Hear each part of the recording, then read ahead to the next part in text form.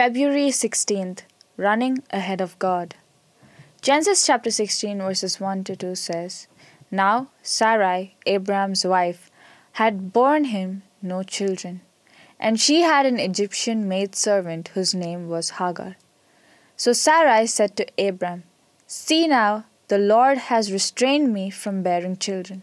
Please go in to my maid. Perhaps I shall obtain children by her. And Abram heeded the voice of Sarai. A friend went to visit the great preacher, Phillips Brooks, and found him pacing the floor like a caged lion. His friend asked, What's the trouble, Dr. Brooks? He replied, The trouble is that I'm in a hurry, but God isn't. Abraham could have identified with those feelings. God had promised him a son, but from a human perspective, time was running out. In fact, with Abraham nearly 86 and Sarah 76 years old, most people would have said that time had already run out. Obviously, God needed help.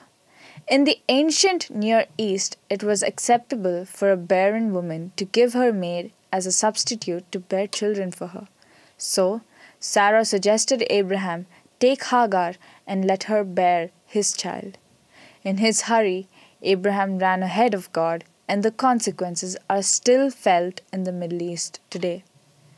The Arab nations descended from Ishmael, the son of the maidservant, and Israel, descended from Abraham's legitimate heir, Isaac, continue to be bitter enemies.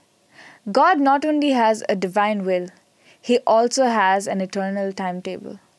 Just as the Apostle Paul reminded Christians that in the fullness of time, God sent His Son, Galatians chapter 4 verse 4, and in due time Christ died for the ungodly, Romans chapter 5 verse 6.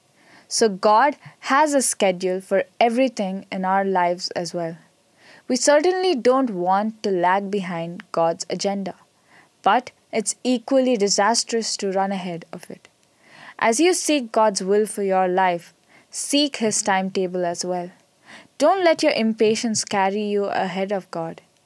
To do the right thing at the wrong time makes the right thing the wrong thing.